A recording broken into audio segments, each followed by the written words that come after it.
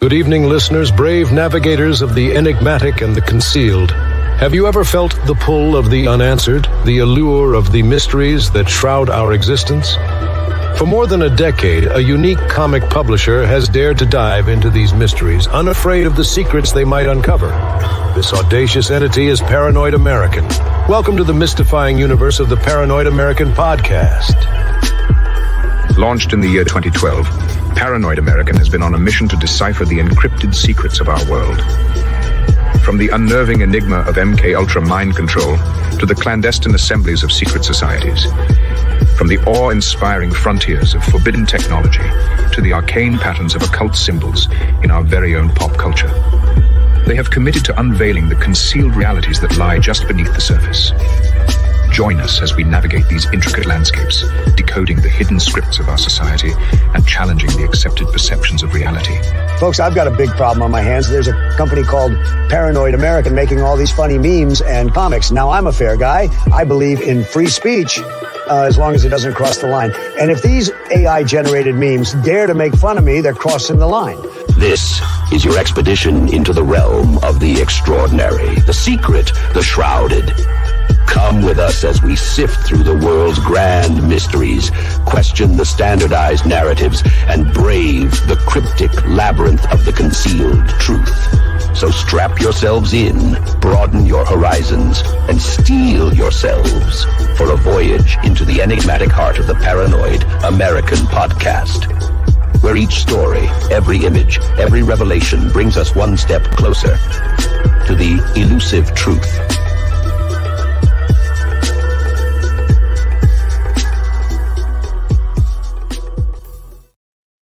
Hey, welcome another episode, Paranoid American. We're not stopping. I think we're at like 53 or something right now. And today, first of all, let me make myself bigger so you can even see what I'm showing you.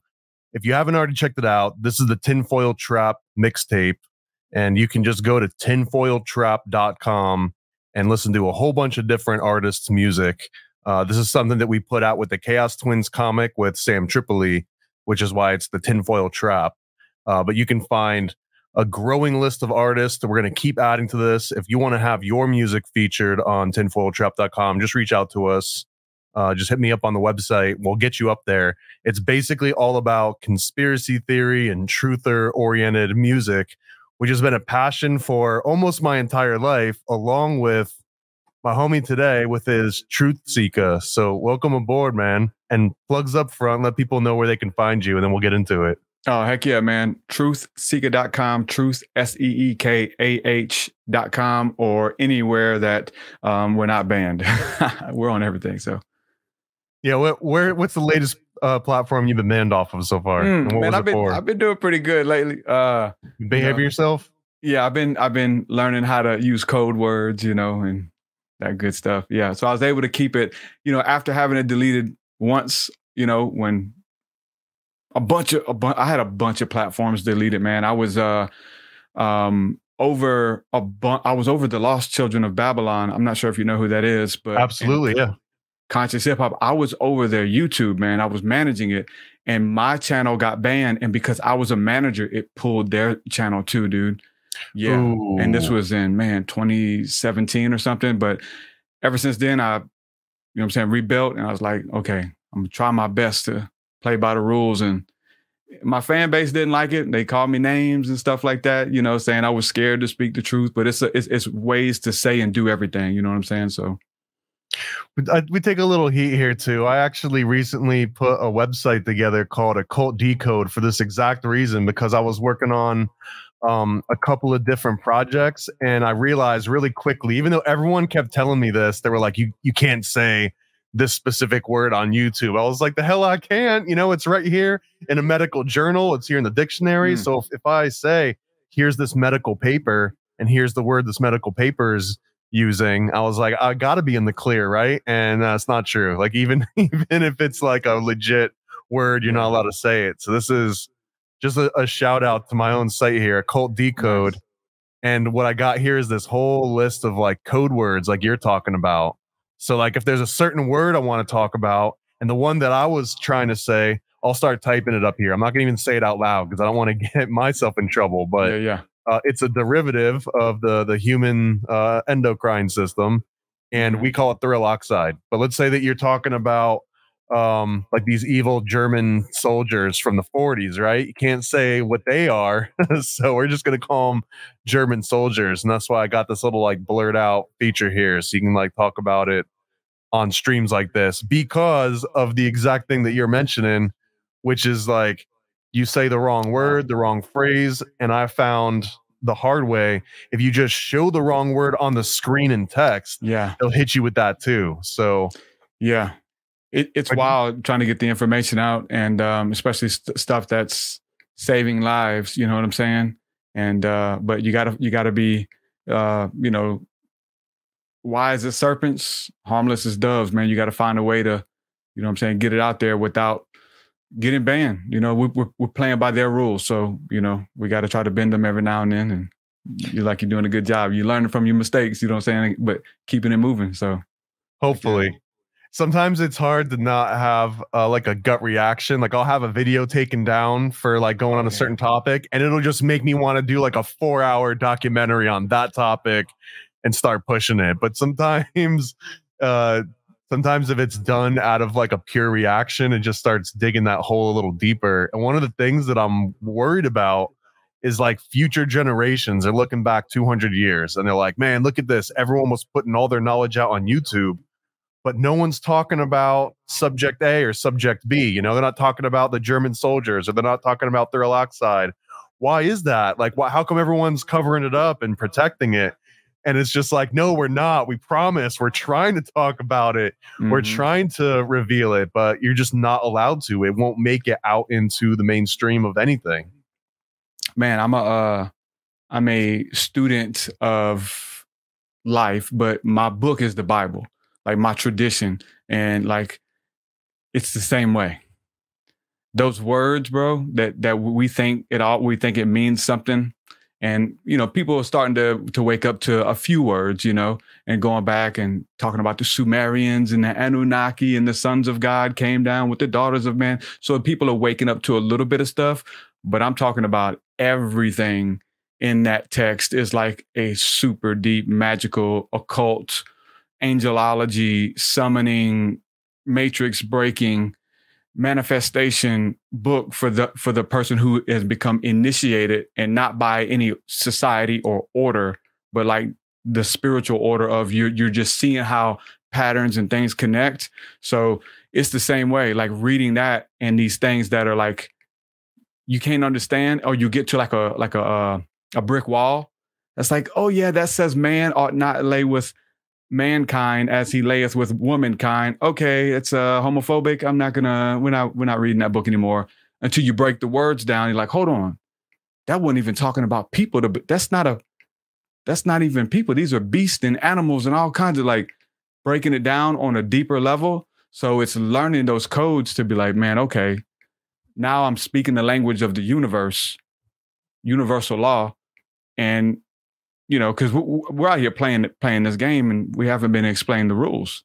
And so they've got it hidden from us. We don't know that if you do this, this happens until we do it and we learn over and over and over. And those who learn, you know, now we got, you know, a responsibility and, you know, to teach others and to do it the same way. But these code words and these patterns have been, you know, really interesting to learn. And again, especially in the Bible, I'm just like, bro, I read hours and hours a day of the scriptures, dog. It's so fun.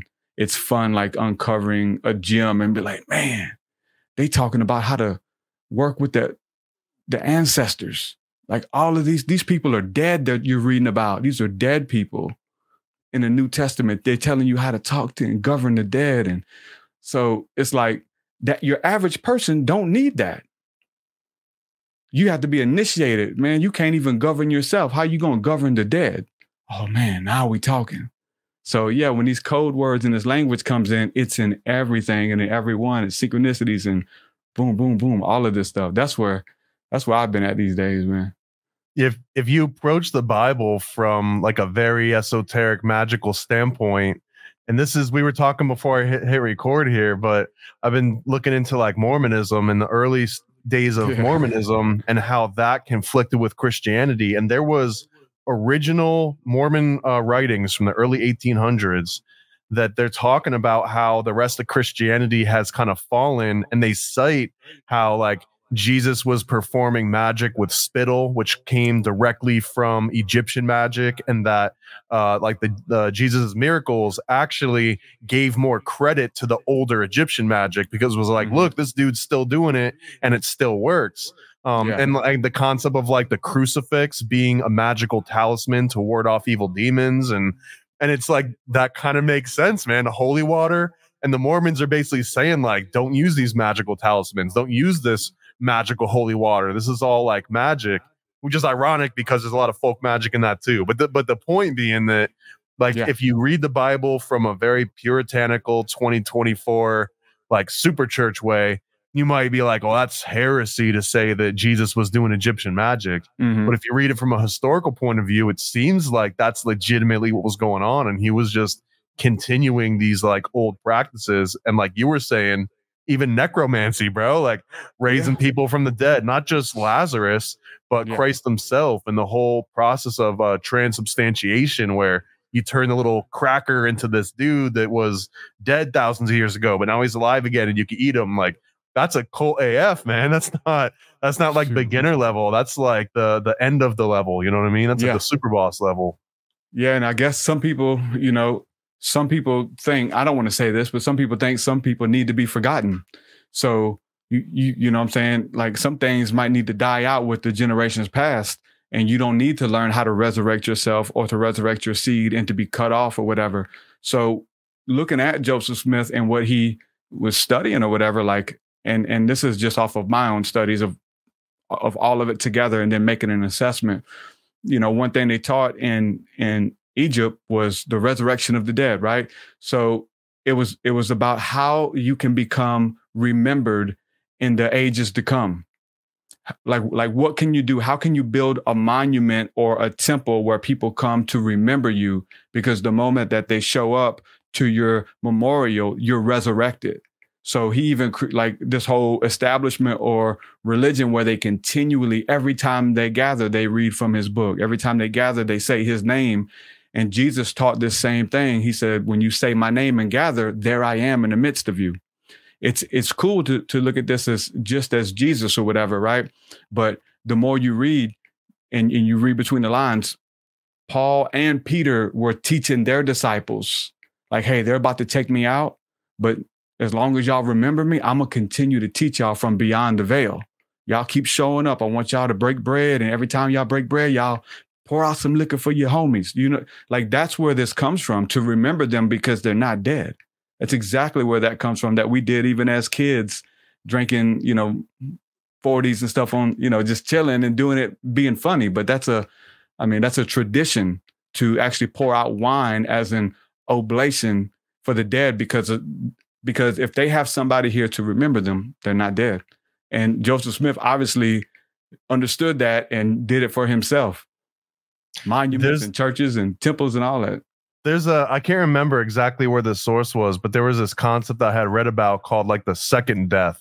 And it's basically saying that your first death is when you leave this plane of existence, but your second death is when the last person on this plane says your name for the last time. Like if they're the last person to ever say TruthSeekah and no one ever says it again, that was your second death. And what we're talking about here is like building a shrine or making a name for yourself so no one ever stops talking about you, so you never meet that second death.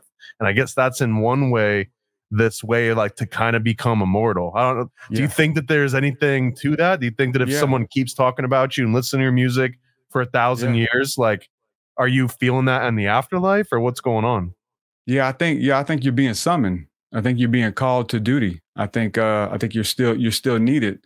And but you can work with more people at once. So, when you're here in the flesh, you're kind of subject to the body.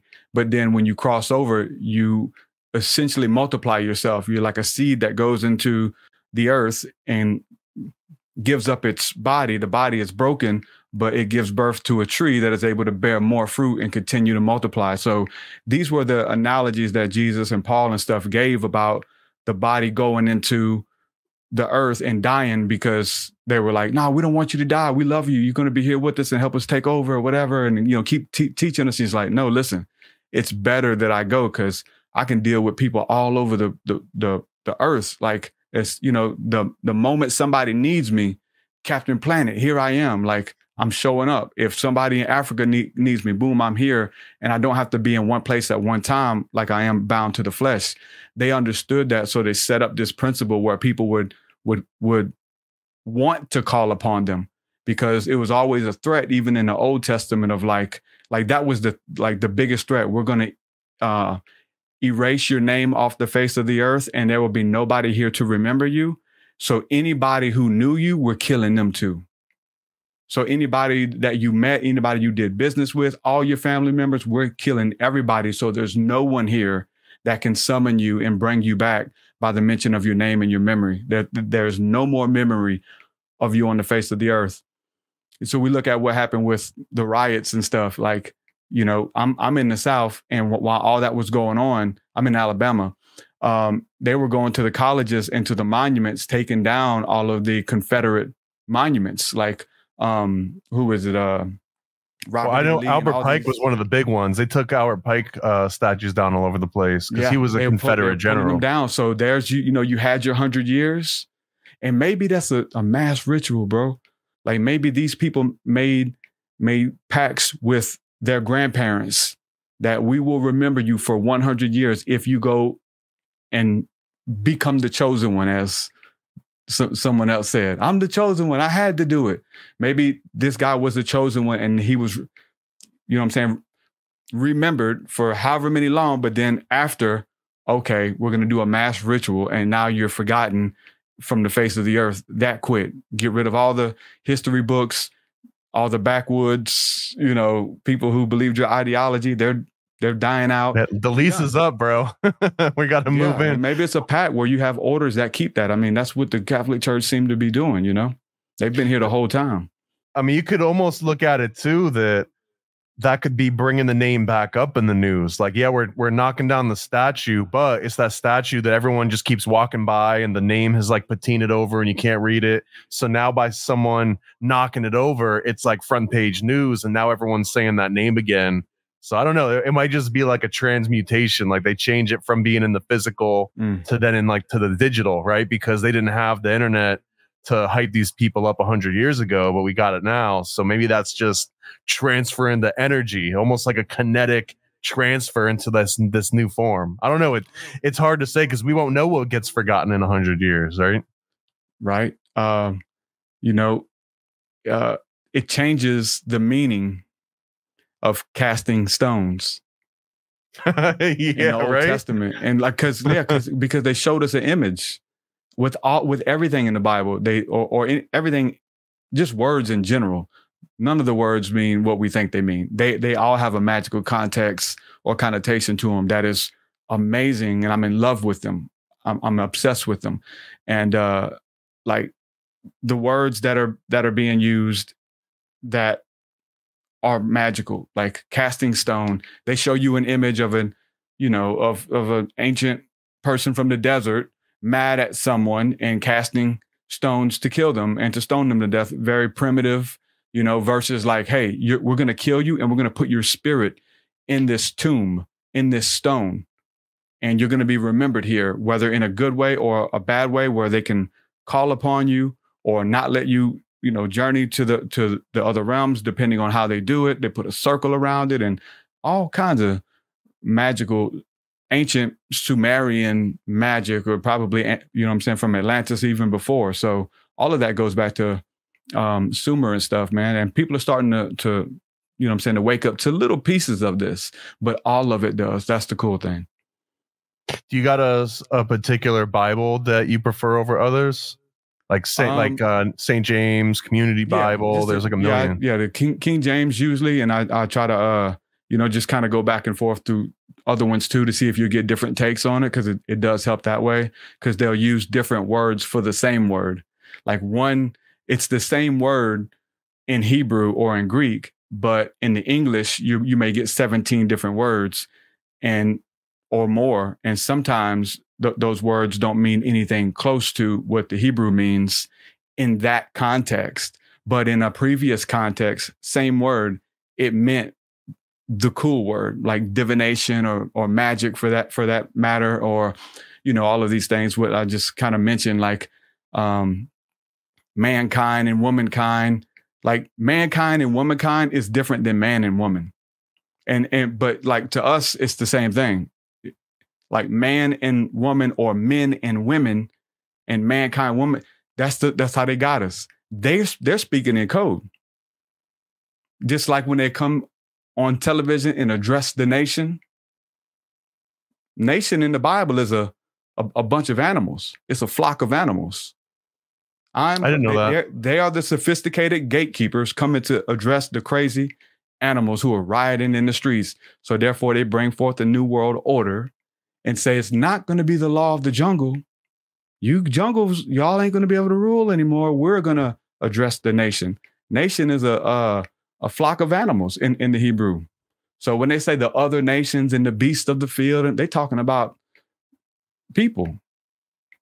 So that reminds me of Jordan Maxwell's got that maritime law speech that he goes on about how in maritime law, the defendant is actually referred to as a monster, like in like this old legal book. And that it literally means that's why you need legal representation, because you're not even a person. You're a monster that has no like awareness of the outside world. Like you're just a horrible like wart living on the planet with the rest of us. And that's why you need this lawyer to come and represent this like monster of a self. So it sounds very similar to what you're saying about like a nation.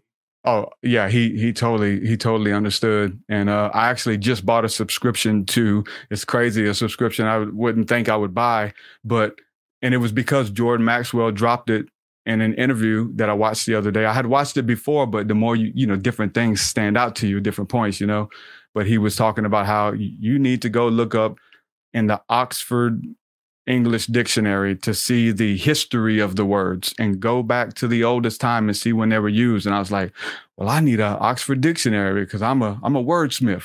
So I need to go, I'm a rapper too. So it definitely helps when you can use more words, right?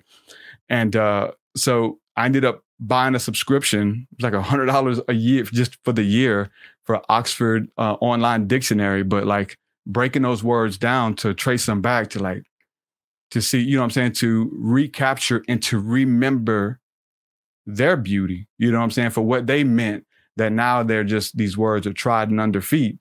And these words meant something much deeper, so many words. And Jordan understood that and taught that. And, I think he's still teaching it, to be honest with you.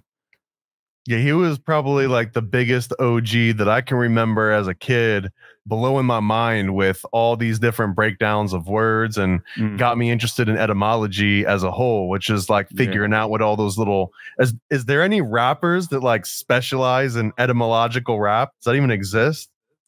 Man, I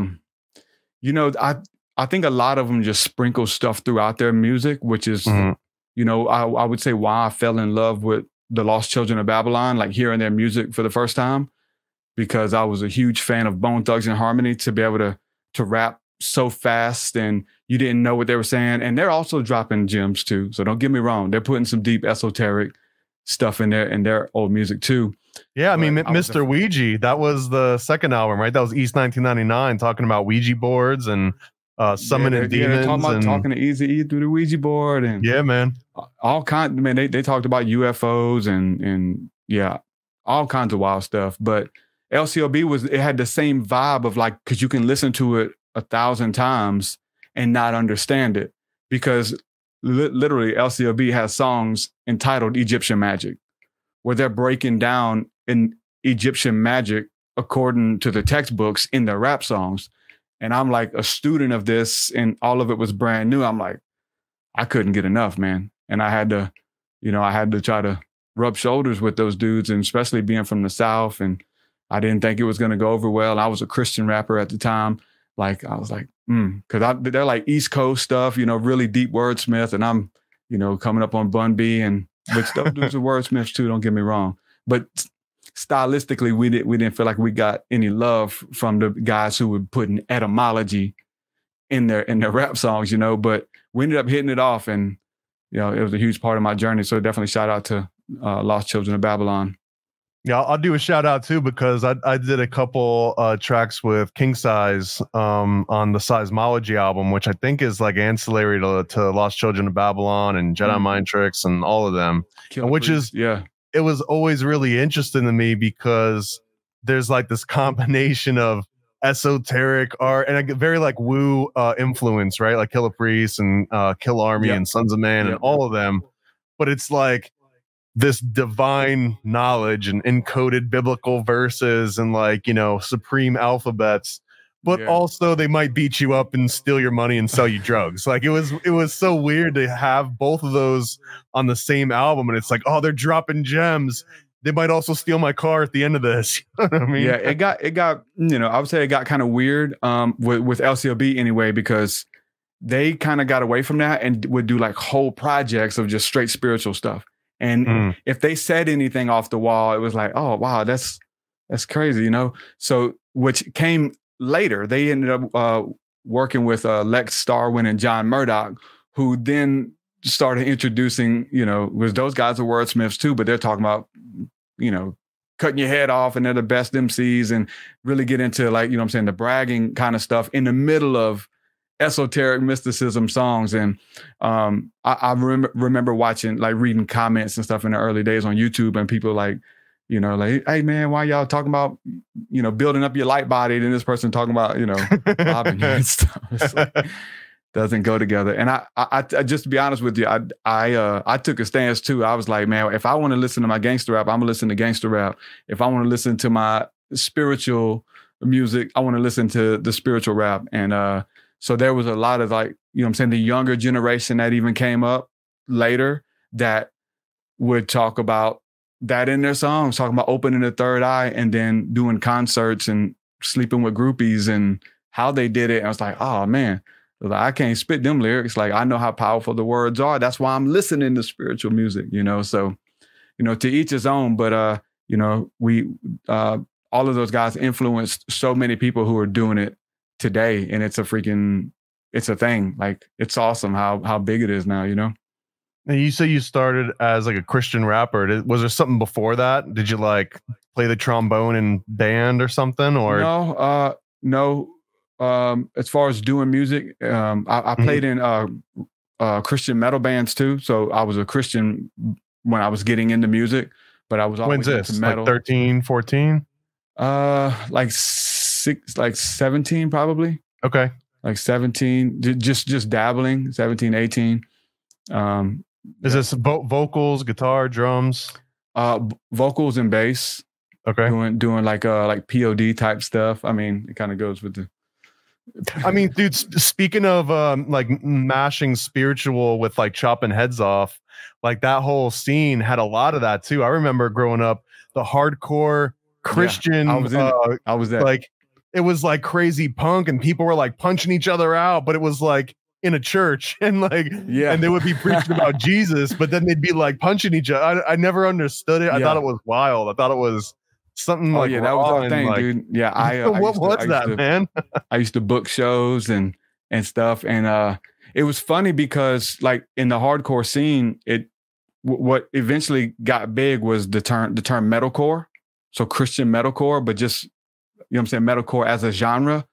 And the guys who made it famous were all Christian bands that blew up and got success and had like this unique style of blending genres together. So that was interesting. So we would like do shows, but we would pretty much do them wherever we could. And so if you was a Christian band, you got a lot more chances to play at churches or bars or whatever.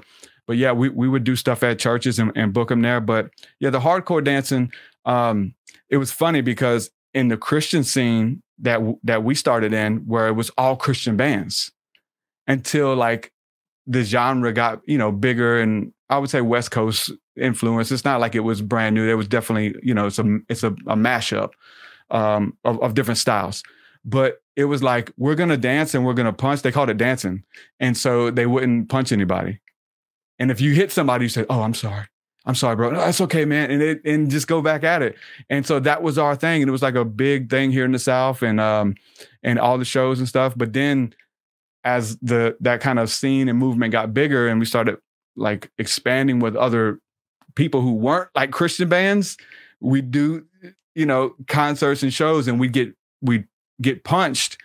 And we thought, hey, man, you punched me a while ago, man. It's like, hey, man, you play with fire, get burned, bro. And it's like, oh, God. Like, these guys really want to fight us. And we found out they were gang banging and stuff at these hardcore shows. And then they were jumping people. And we're like from this love, harmony, you know, Christian scene that was big, but they're all like wanting to fight. It was interesting times for sure. It was surreal, man. I still don't know what to make of it growing up and being at some of these like church concerts.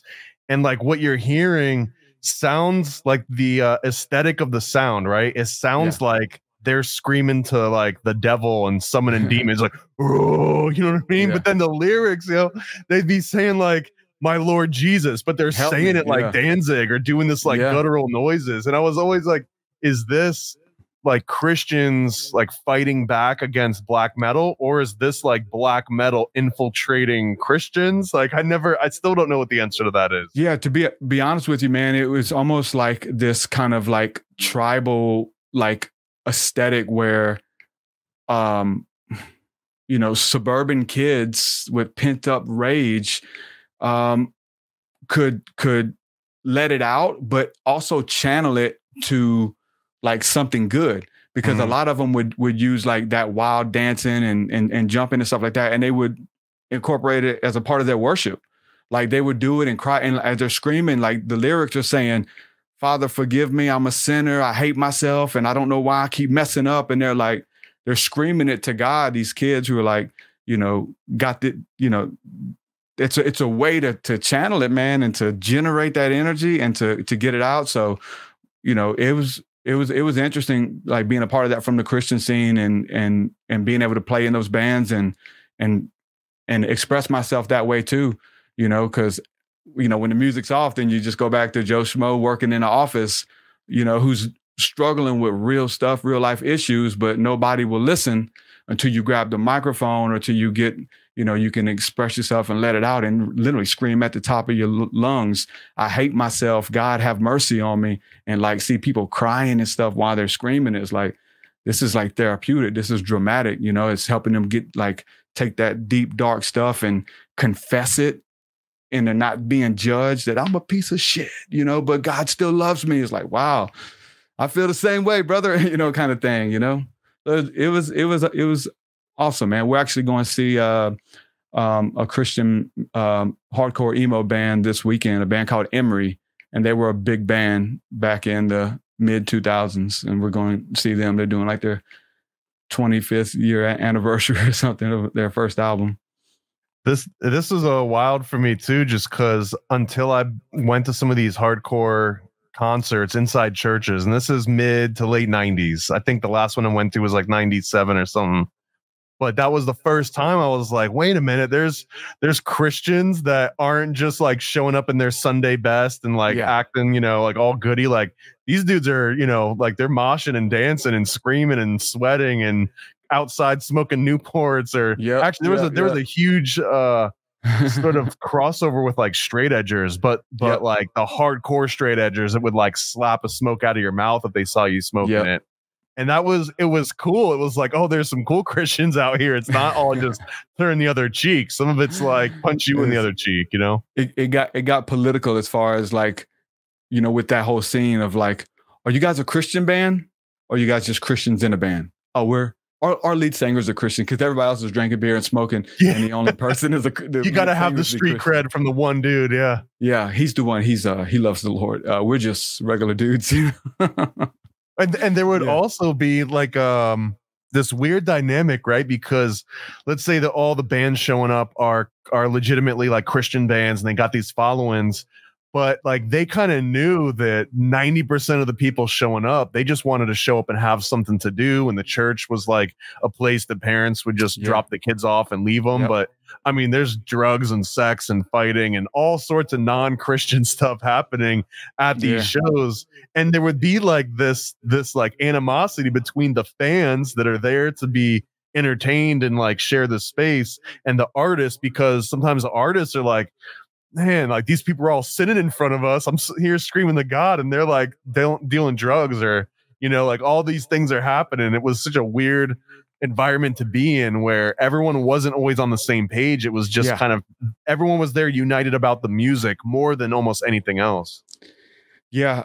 When I was booking shows and stuff, I'd work with bars and churches. And when I would do stuff at churches, like, you know, it was always iffy because they're like, okay, they got to be Christians, you know, Christian bands playing. It was like, there's a touring band coming through and I know they got a big draw. Maybe I can see if they can do a clean set. You know, can you guys do, hey, I got a venue. It's awesome, dude. I can bring out a lot of kids, you know, for this concert.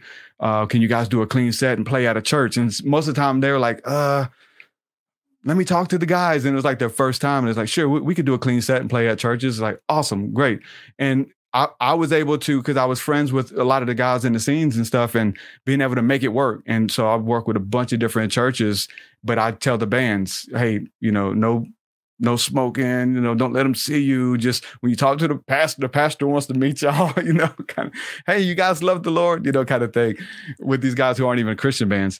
But I pretty much had like good experiences doing that. But once they said, okay, Derek can book concerts and get 300 kids out and at these churches and stuff, and it's easy. My pastor said I can do a concert, and they would try to do the same thing. And they wasn't cool with the bands. They didn't know any of the kids in the band. They didn't know the other touring bands who were just coming through the city.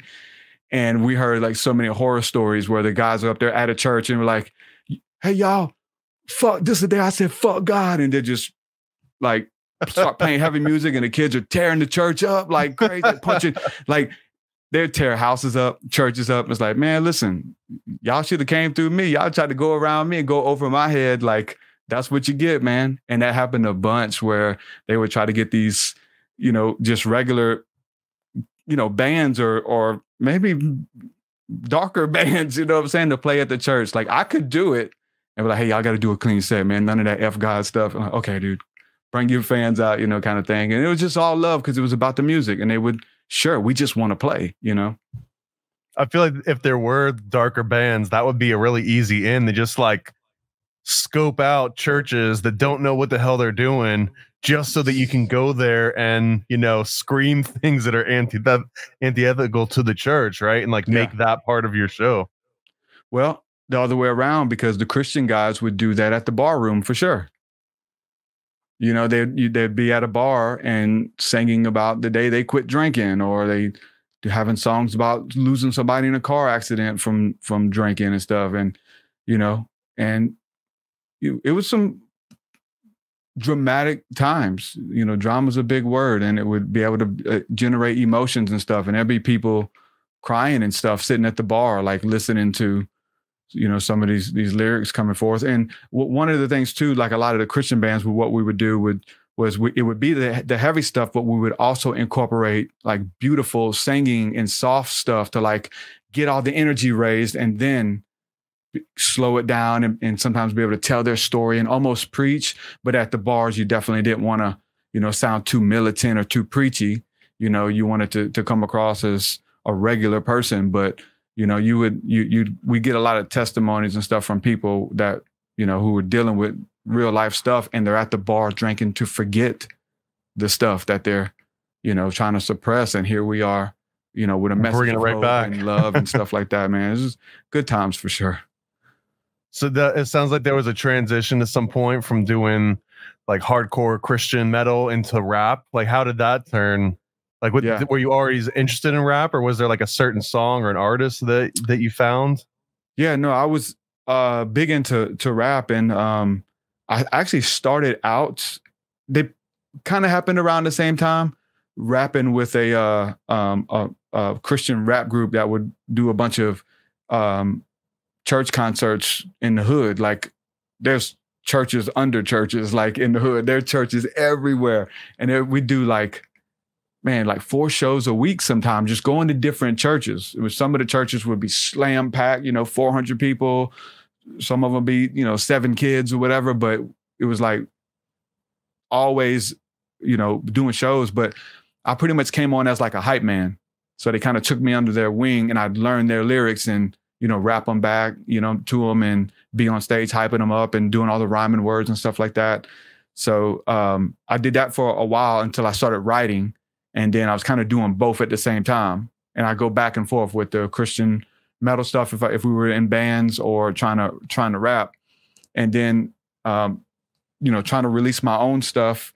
And it was interesting too of doing shows because I couldn't get 300 kids out to a rap concert. It's a different following. Like, what I'm saying? The metal music and the scene, the kids feel like they're a part of it. They feel like they're a family. But doing rap and Christian rap at that, it was like pulling teeth to get a crowd to show up. So I would book the metal shows and I would open up with rap. So I would do it that way. So I get the 300 kids out. We got all these metal bands playing, but there's a rapper opening up. Oh, cool, a rapper. I love rap, And so it was cool because I was one of them, or I would open up and then my band played third, So I was able to kind of tap into that audience, That's smart, man. Is this also like early 2000s? Yeah, well, mid 2000s. That's like all this was a span of like starting 2004 of dabbling in music and all the way up to releasing my first Christian rap album in 2006, probably to 2011, 2012, like that whole span of really doing all of that. Would you consider yourself today Christian rapper? I wouldn't consider myself a Christian rapper. What is there like a certain moment in time when you think that you like dropped that title? The moment I started putting aliens in my music. Really? So are aliens incompatible with Christianity, you think? It depends on who you ask, right? Well, I'm asking not you. To me. I mean, not to me because my worldview is still the same. It's just broadened. You know what I'm saying? So I'm still like, I'm still the same person and I still have the beliefs, but it's opened up a lot more with etymology and words and seraphim, Rephaim, Nephilim, cherubim, you know what I'm saying? That now I can not just say, the angels are watching over me. Like in a regular Christian rap song, I can go into detail about the seraphim and cherubim. They travel through stars. You can't decipher this enigma because the riddle's too hard. I can actually talk about how they travel and how they speak and how they give downloads. So now you start talking about that in, 2011 or whatever it was. Like, the church folks was like, no, you're not talking about Orion, at our church kind of thing. So that was kind of like the transition when I was getting with LCOB, but just my studies and my spiritual walk got less militant with Christianity because I got super militant. I was a street preacher and for a while going out to the streets, preaching at the bars and like I was in the bars doing music and trying to reach people and it was working. And then eventually the militants were outside of the bars preaching, holding the Bible up, in that kind of sense. And that didn't really work, but I'm glad you got a crazy street preacher story, like something that like went like haywire. Hey, yeah, man, a lot. There's a lot. Yeah, there was people. I mean, we would have people like, walk by and mess with us and stuff like that. Mm-hmm. I've seen so many things though, like crazy shootings in front of us, not at us. We had gangs trying to just because you're out on the street, you mean? Yeah. Mm-hmm. Yeah. So you're not hanging out in front of like Saks Fifth Avenue or like the Starbucks, I assume. No. This was downtown in the downtown district, prostitutes and all the bars and stuff. Yeah, we'd stay out there. We'd go out at 10:30 and leave like at 4 a.m. sometimes. Is that just because you're trying to reach like the lost? Like why not hang out in front of like Walmart? Yeah. Yeah, it's a different crowd. Different energy. Yeah. I mean, there's people leaving Walmart that might need to be saved too, though. I don't know. You feel like there's more that well, definitely more traffic and more people that were open. There's people who do downtown. I knew people that did both. You know, they'll do Walmart. Then you see them when the sun comes up. They're at downtown, and then they're at Walmart, and then they had schedules with their street preaching. Like I'm gonna be on this corner, and I'm gonna be at this Walmart, and I'm gonna be downtown and stuff. And so, yeah, it's just going where the people were and where people, you know, may be receptive. I mean, people down there are definitely searching. There's some, you know, we had some footage and stuff of people like coming to ask us for prayer and stuff like that. And they're just dealing with a lot of stuff, man, dark stuff, people in war, people was in Afghanistan and they killed a lot of people and they got that remorse and they're down there drinking it, trying to forget, and it won't go away. And so like we able to talk to them people and pray for them and try to counsel them and stuff like that and just have compassion just to let them tell their story and not judge them. You know what I'm saying? And like, there's a lot of that happened down there. A lot of fun stories for sure. Like, I'm glad I did it. I wouldn't do it again, but I'm glad I did it, you know? Is like a street preacher lifestyle like being homeless? Like, are you like couch surfing and go meal to meal, or how? Like, what do street preachers do at the end of the day when it's time to, like, you know, hang it up for the evening? Yeah. So we went at like late. So, you know, there was that. So I would say before we were preparing, you know, for any type of, I was anyway, preparing for any type of interaction, like scripturally, like, okay, if there's a gay person, I know where to go.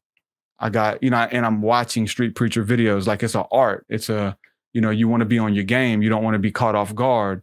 So if somebody is saying, well, you know, it's okay to drink alcohol, and I want to know how to debate you, you know, and try to win you, you know, and it wasn't successful. There was, you know, just stupid stuff, but that's what I would do. And that's what I still do, but I do it out of love now. And I do it. I don't try to debate anymore. I do it. I really, what changed for me, that time for me and my personal study and where I was spiritually was like a brick wall for like reading and studying the Bible, because I did it to like debate people. I did it from like, obviously it was my tradition, but the big thing is like, let me study this so I can show you why you're wrong.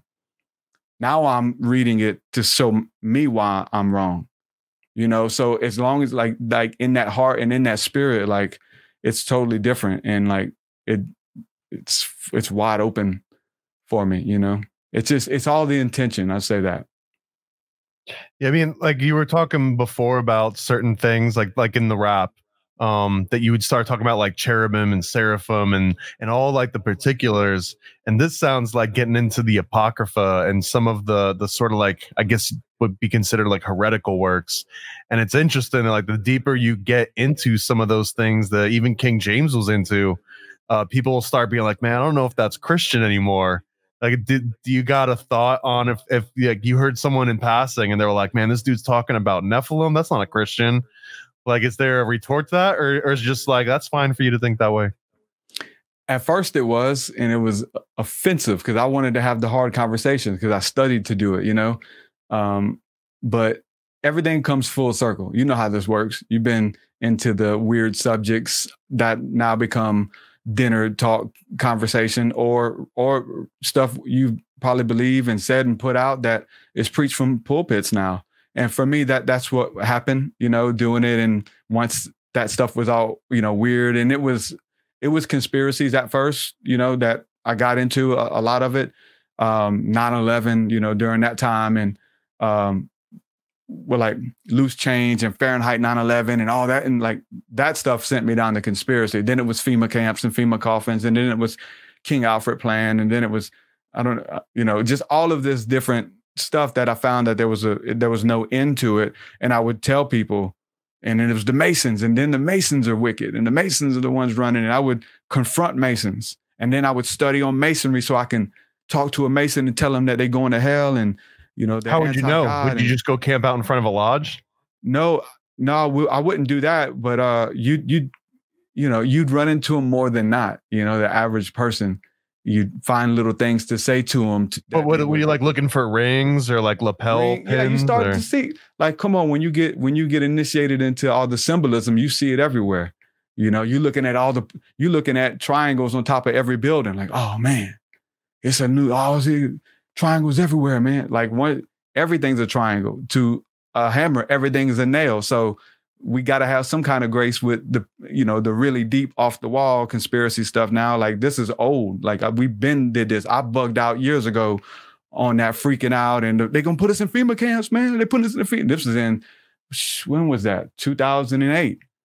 And this was a big Alex Jones thing. Like every FEMA camps, bro. The FEMA camps are coming. I'm like, man, damn them FEMA camps. Quit. Give me something I can work with. I can't work with no FEMA. What's that? All of this stuff, the RFID, we was into all that. And now they're, to sum it up, all this is being preached from pulpits now of stuff. They kicked us out of church for having the Book of Enoch and for talking about the Apocrypha.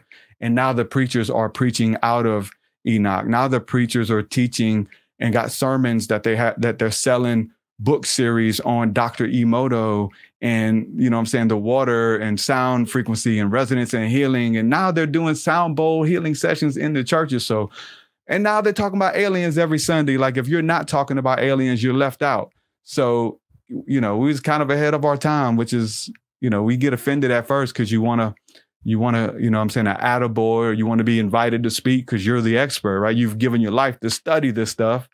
And literally somebody comes watch your video and takes it and preaches it from a pulpit or puts it in a song or something like that. So when I talked about memory and remembering and giving honor, I'm big on that. I try to be. That's why I say Jordan Maxwell's name. Jordan Maxwell, wrote the foreword to my book. He taught me so much, and he's, like I said, he's still teaching. And just to give credit where credit is due and honor where honor is due. And one thing I found out is that if them people don't understand you and them people don't give you credit or invite you or whatever, honor is a system, it's a currency. And so it bypasses all your stuff. It'll bypass them, and it'll wait until it has something to reflect off of and to reverberate off of, and then it comes back to you.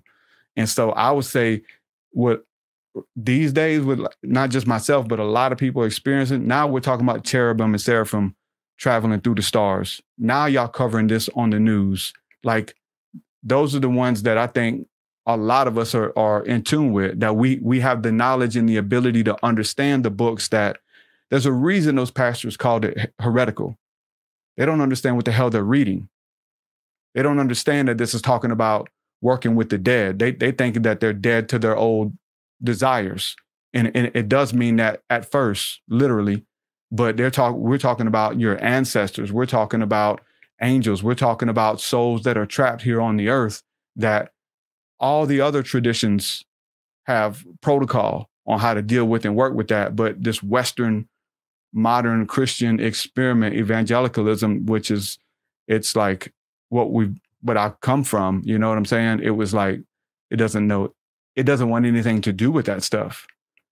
But people in it are becoming hungry and they're asking deeper questions. And so we're still here, posted up on the street corners or highways and byways, if you will, which is the information superhighway. We're here on the internet. When you look up those terms, you're going to see my face. When you look up Jordan Maxwell, you're going to see my face. That's the homie. That's the OG. Are there any other? So you got to honor, you got to salute, man. Are there other OGs that deserve a little recognition aside from Jordan Maxwell? Do you got like a top 5? A top 5, man. It's really for the hour. It's the top 5 of the hour, how that works. But, for me, Manly P. Hall was huge for sure. Santos Bonacci, one who's still living, he needs his roses. Michael Tessarian, the Lost Children of Babylon. Those are people that are still here. You can touch, you can say thank you. Some of the people going through hard times, you can send them money, you can help them. And so we got to make sure we do that. But there's just so many. And again, I think it's for the subject and for the hour. I caught a lot of flack being a Christian and retweeting or sharing Jordan Maxwell's work or something, or Manly P. Hall's work for that matter. And then the moment the layperson Googles Manly P. Hall, you see out of context quotes, you know, that are taken out of context and are saying, oh, look, he said Lucifer, the seething energies of Lucifer, that if you work with it, you can, the Mason knows the power. So he's a Mason. And so you're getting all of this like hit material kind of stuff. And, you know, people didn't understand it and maybe still don't. But when I would share that stuff, it's just how people are. They think that you follow their teachings and beliefs hook, line, and sinker. Like Jordan Maxwell, like you're silly to follow anybody where anybody says hook, line, and sinker. I'm sharing whatever I shared, this meme or this quote or whatever. Put me down on that.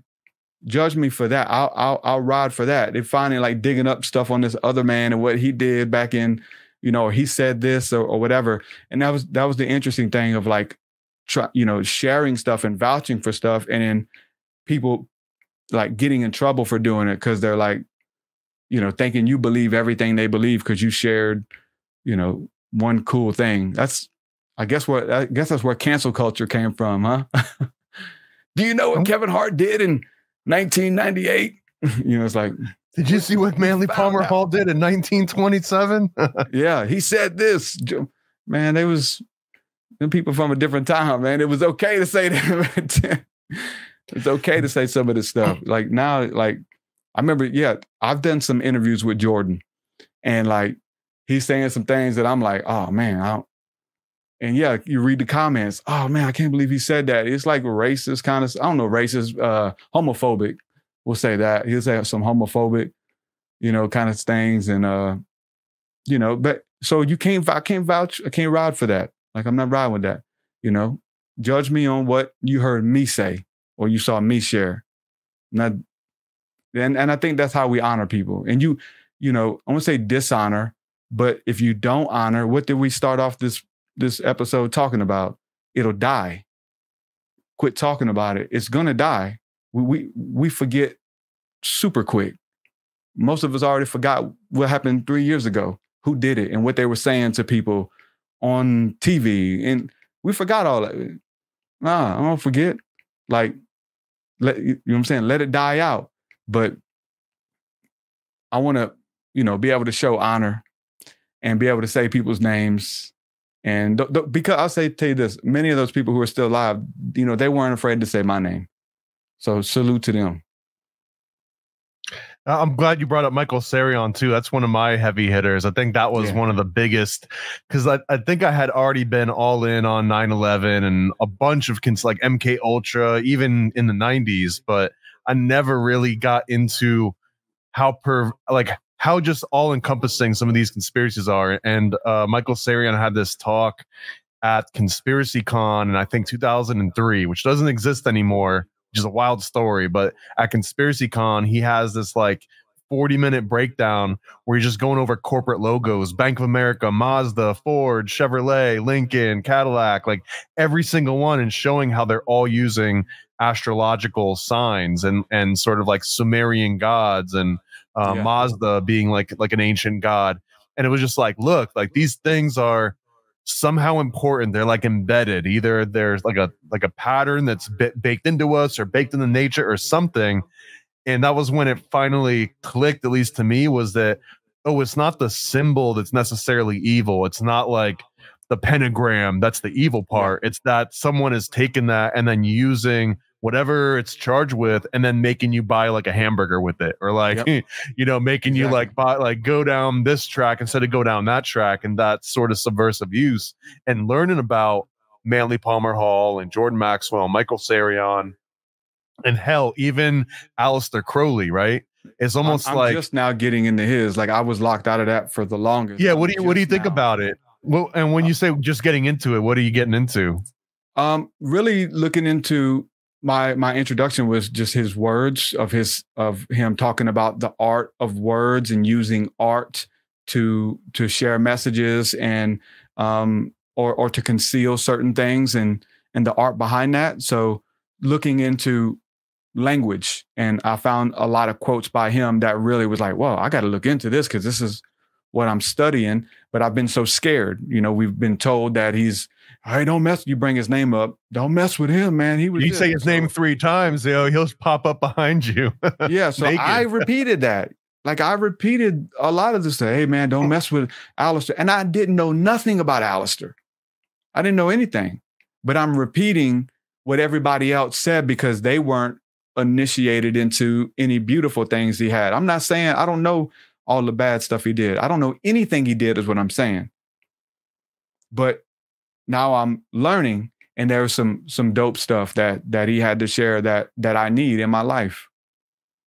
One of the ways that I've heard him described, and I think this was Andrea Zertis, but that Crowley was sort of this, like, in my words, like an edgelord, like the ultimate freaking Marilyn Manson edgelord, but not in a way of like, buy my album, buy my book.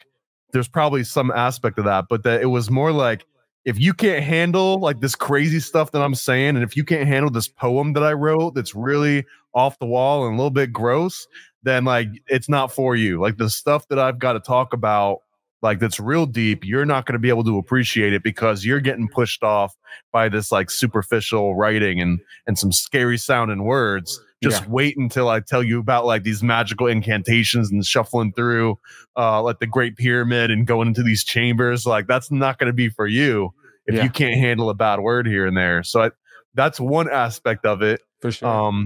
And then he was also like the one person that started the like self-promotion. It was almost looked down upon to promote yourself unless you were some sort of like carnival barker, like a snake oil salesman or something. But he kind of flipped that into being, no, we're all stars. Like that whole concept of like we can all be a superstar. That's kind of like a Crowleyan aspect of like worship yourself, get other people to worship me, which goes back into that like never die a second time. Like if like Aleister Crowley's not going anywhere for a while, right? Like people are going to keep talking to him, keep speaking his name. So that means that he's not going to meet his second death for who knows how long. Yeah. And I say too, like a lot of information has come full circle, and there's everybody's like, I really think it's a deeper spiritual thing. Like you said, of like, now there's an essence that it's broke free out of the statue kind of thing, you know, because it's responding to a need of the people. I'm gonna say that where there's enough people on the earth who are like, man, I need something, and the pastors don't have it. The teachers don't have it. This industry doesn't have it.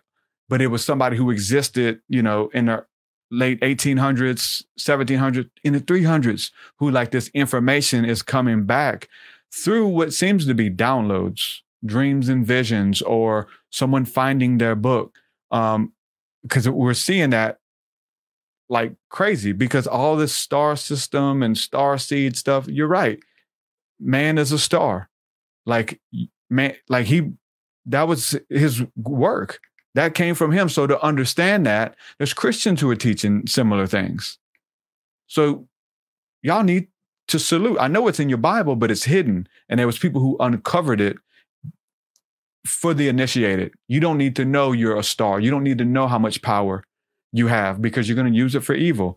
And the shock value that he brought to the table was amazing. Like it works. It's so I use it, like not from him, but definitely from Manson, like, you know, and those guys of the shock rock, you know, shock them at the door so that they don't get to come and get the gems that they're going to trample under their feet. They're scared that you use the word occult. Like I still deal with a huge Christian audience. And so like, I know the buzzwords because I was the one that I would hear the words and I would react. So I can use the word occult might as well just mean evil. Right? It does. It means demonic for them. They think it means demons.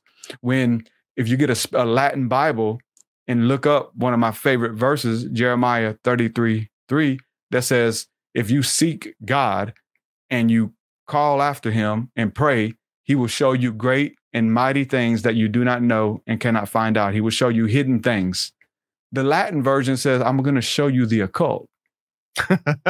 Jesus says, Jesus continue, go anytime Jesus says, I've hidden this from the world, but I have revealed it to you.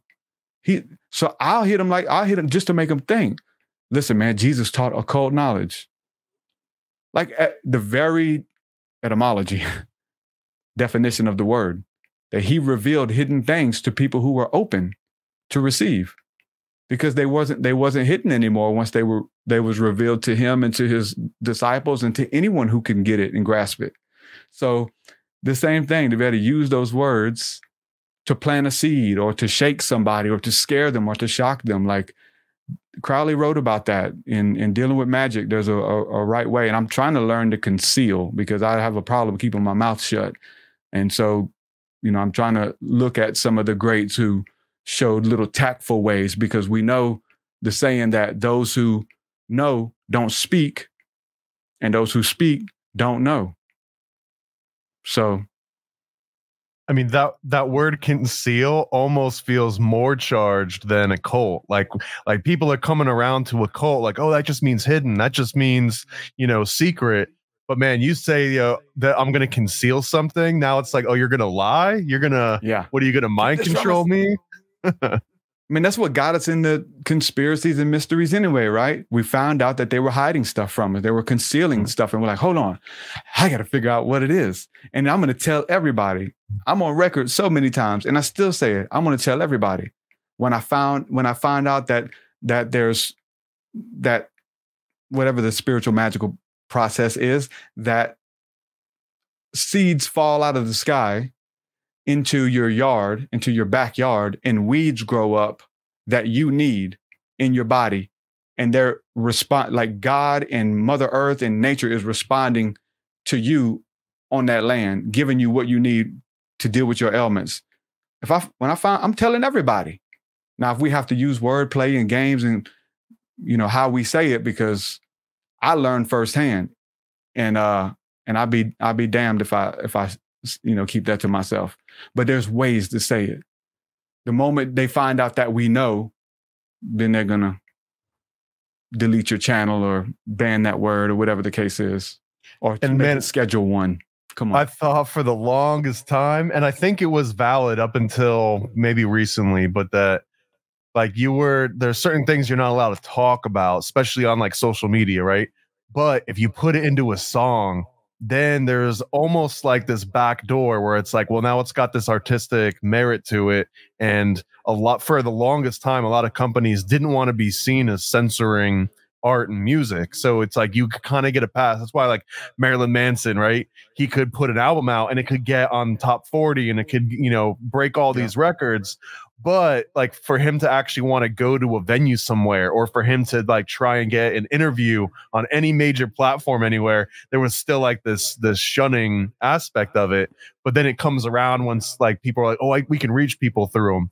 But it's so weird how like the dynamic of that thing flips so easy. And when you were talking about Marilyn Manson being like one of these shock artists to kind of prevent people from getting too far in, I also remember when Sweet Dreams came out, and he described that as like a trick. That was like the poison candy, where he was talking about how he could get kids to come and like get that earworm. Oh, it's that Eurythmics song. Sweet Dreams are made of these. Yeah, my and mama people go out and buy the album. Yeah. And he had it was a good album cover, and the music video was like very like Willy Wonka meets Tim Burton. But he was saying like, people are going to go and listen for that song and then get the rest of the album and then get hooked on the rest of the album. And then they're going to listen to like the non-happy mainstreamy stuff. And I guess the point that I'm leading to is that for a small moment in time, you could put anything you wanted into an album and it would kind of get through the censors or like break through this extra barrier. But now with AI, man, it doesn't matter anymore, because AI reads the lyrics and it just turns it right back into like speech. And then it just says hate speech, or it says dangerous, violent speech, or conspiracy speech, unless you're with like Interscope or with Sony or Universal. Then you can say anything you want because you're kind of on the fast track. You know what I mean? But if you're a SoundCloud rapper, like, you better not be saying any of that. Man, you know, I did political, you know, hype when I was more militant, you know, finding out about these conspiracies in the back of the dollar bill and Bush and Obama and all this, you know, 9/11 stuff. Now I got songs about 9/11 and stuff, but I have like, I don't talk about a lot of the conspiracies because I came from that. I know what, you know, I know a lot of, like, once you know so much, what else? I remember hitting that point, you know, of like people saying, oh man, you know, they're doing this with the water. They're putting this. That's what the wicked do.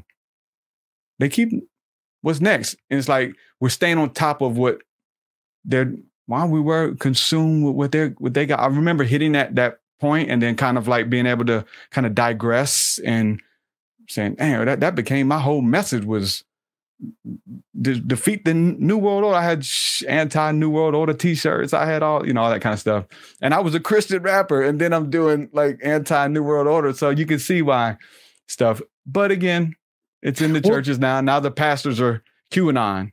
Perfect. Well, seriously, but if you think about it, man, like Christians are predisposed to be conspiracy theorists because you're taught, I mean, at least I was taught, I grew up Roman Catholic, but that Satan is everywhere trying to trick you. He's trying to trick you that it doesn't exist. Yeah. That anything that anyone does bad is ultimately like Satan got a hold of them for a small moment of time, that he's like the ultimate trickster, the ultimate deceiver.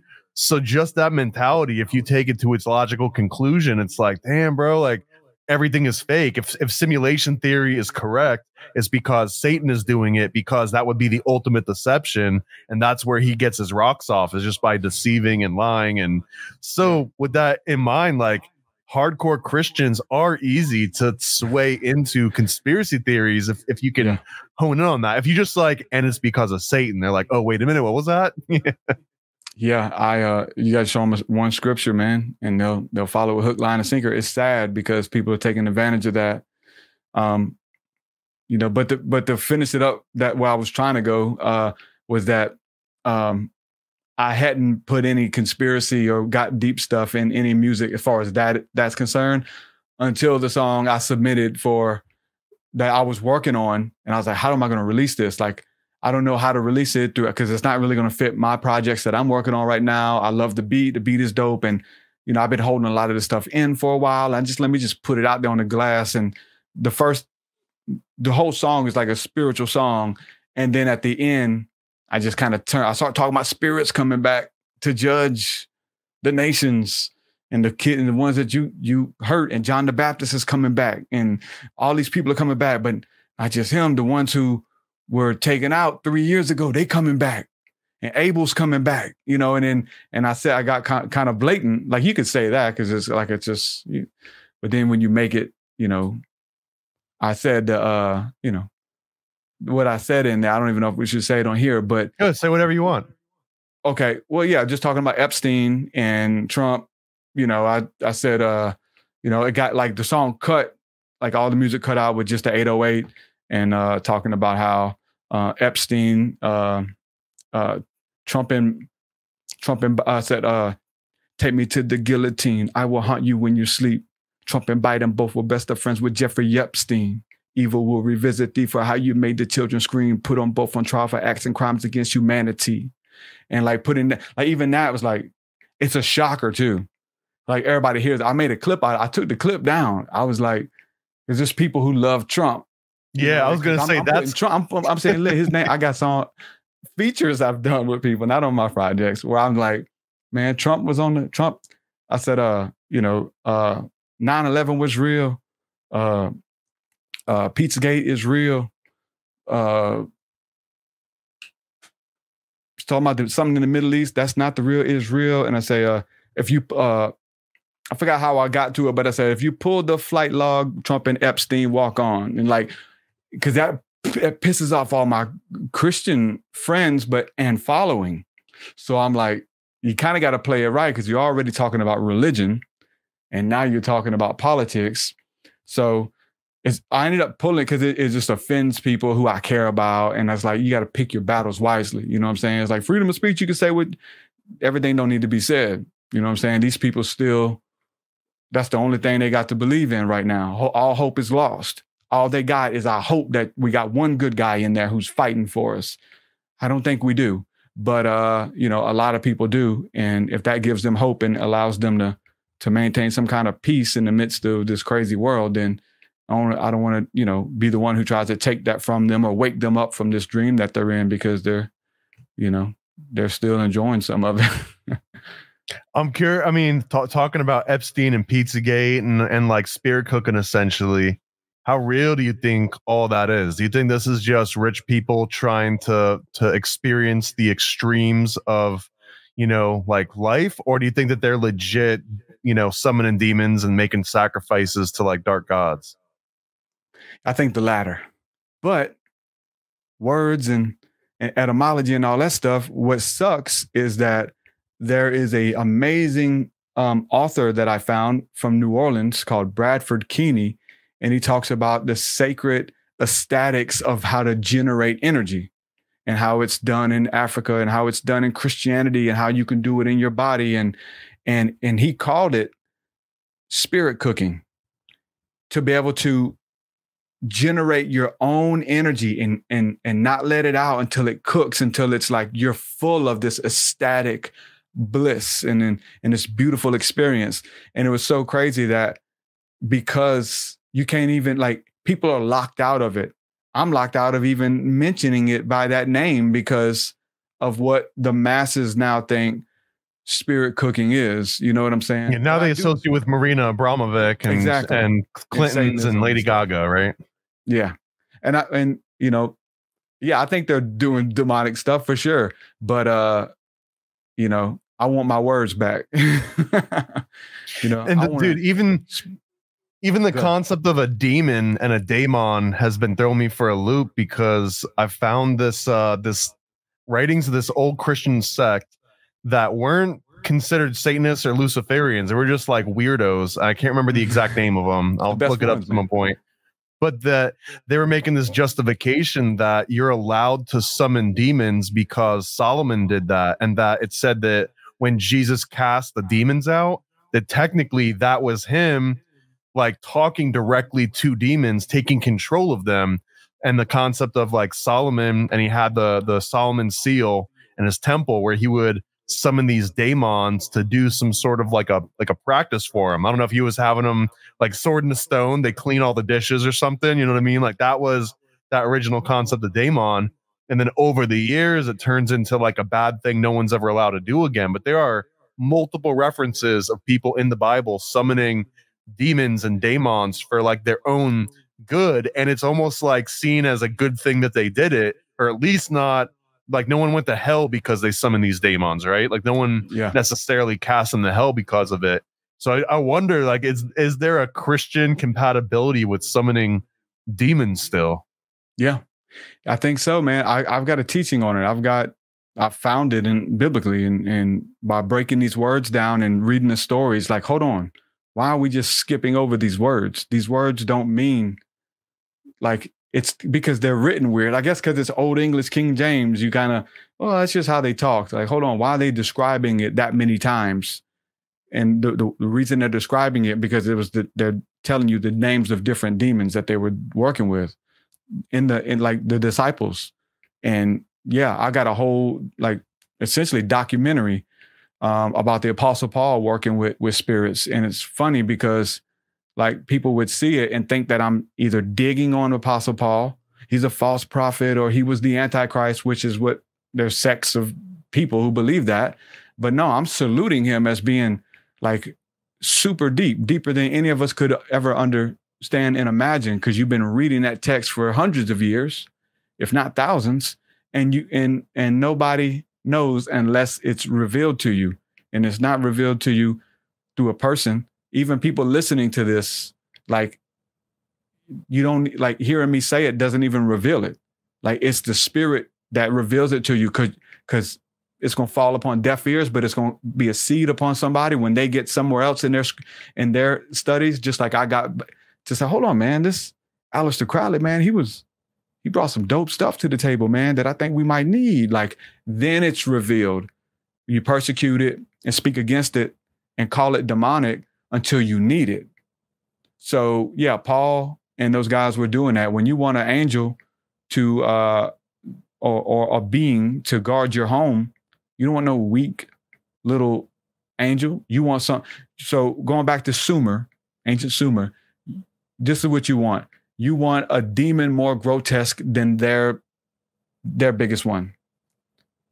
So who's your baddest one coming? Well, I got one protecting me, Yu-Gi-Oh style, protecting my home, because I've made peace with my demons. I made peace with them. Now I'm not listening to my demon. My demon is listening to me. He knows he needs me to function in this world. To even just remember him and say his name, if that's all I got to do. I'm going to tell you straight up, though. So with that being said, I do not, it's got to be revealed to you. Don't go buy any random witchcraft books and try to summon demons. Bad. What I'm telling you is read the Bible and look how they did it and repeat that. And they didn't go out buying all these other books. They actually burnt those books. Paul made people burn those books because he showed that his magic was superior. And he did, if you can read between the lines. Like I said, because what they did with the demons, they did with the warlocks. Who's the baddest warlock in town? Bring them up. They were like battle rappers. For sure. And then he got the crown. And he was Eminem. Can't nobody touch him. And that's what he made a spectacle of people openly. The baddest witch in your city. He showed everybody that's a charlatan. Because now look at him. He made people run away blind and have to have people lead them out of the city because they had a spirit on their eyes, blinding them with milk in their eyes. That's magic, bro. Jesus was able to heal people of that magic. So I'm dropping some deep knowledge, but Paul was using it for evil first. He knew magic and he was using it to hurt people. Just like you said, the demon, the signs, the science, the tools, a hammer is not evil. But yes, it is. This guy used a hammer. He killed his whole family with a hammer, bro. We need to ban hammers. Hammers are demonic. Down with the hammers. Nah, why you gave him a hammer? I know my neighbor, a good friend of mine, you give him a hammer, he could provide for his whole family with a hammer, man. He can build houses. He can remove nails, like run circles, and he's with his craft, with his art that he's trained in, and he's shown that he's a faithful steward with that hammer. So let's give him another hammer. Let's you know what I'm saying? Let's give him more hammers. Let's let him be the judge of who gets hammers.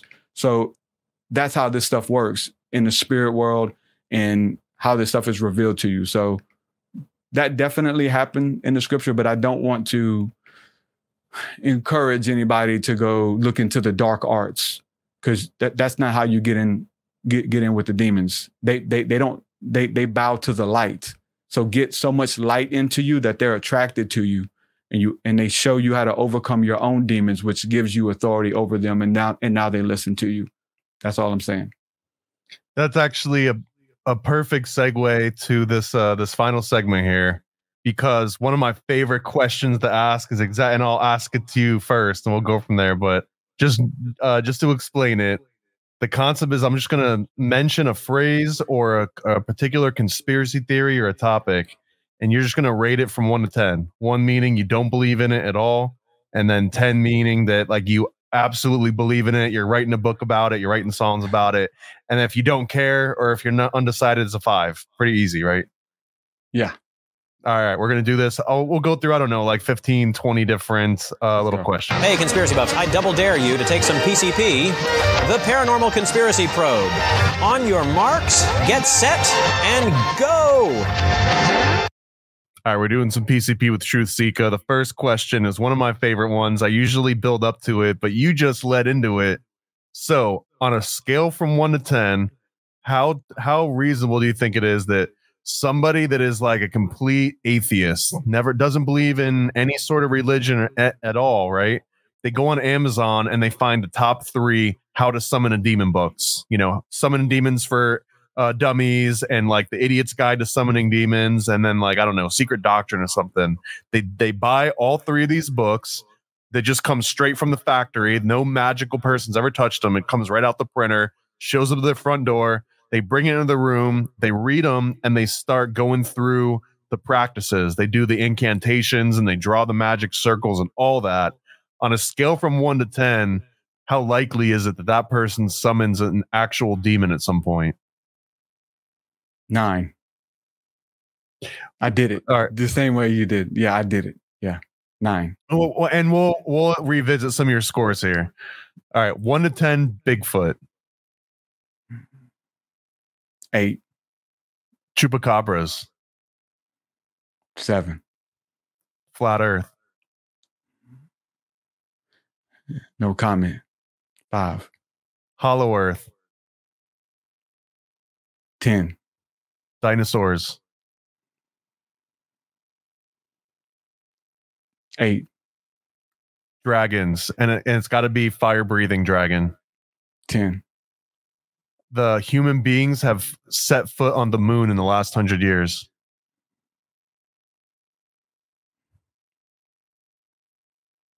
3. Aliens help build the pyramids. 10. Aliens are on the planet right now. 10. Humans are the aliens. 10. That angels exist. 11. 9/11 was an inside job. 10. We buried Osama bin Laden at sea. 5. Timothy McVeigh was a lone wolf. I'm sorry, 1. My bad. 1. 1. But I mean, 3, because there's always a possibility. Timothy McVeigh was a lone wolf.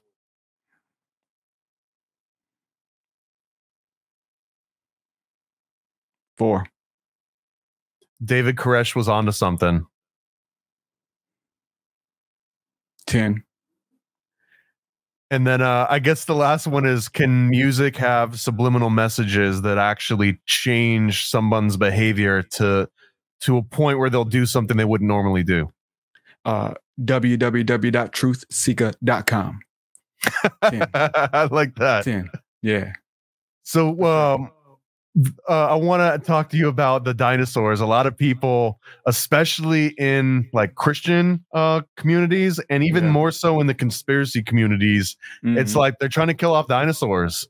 So like, how come you're still keeping hope alive with dinosaurs? I'm with you. I'm high up on the scale. Yeah, something big, something giant, some kind of gigantic animals, that who or what they were, fallen angels. Those same people talk about the interbreeding of humans and angels, and they get it from Enoch. And it's a growing number of people who now, believe this stuff. But the same one tells you that the animals mixed with the angels too, whether sexually or their DNA.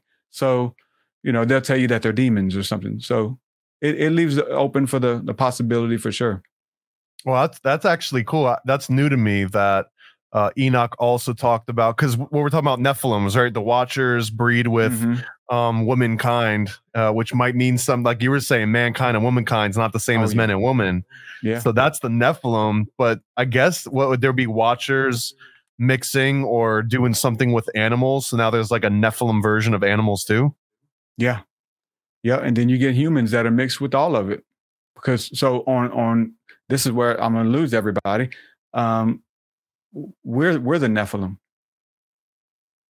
We got angels and demons. We got good and bad. We got God and Satan in us, and some of us have more than others. Some humans walking around are more Satan, the seed of the serpent, than they are the seed of a Adam. You know what I'm saying? And some, which we'll say the angels in human form we're talking about, some humans are, let's just say you think they're humans. They go to work and everything. They got jobs. These people are angels and they know they're angels.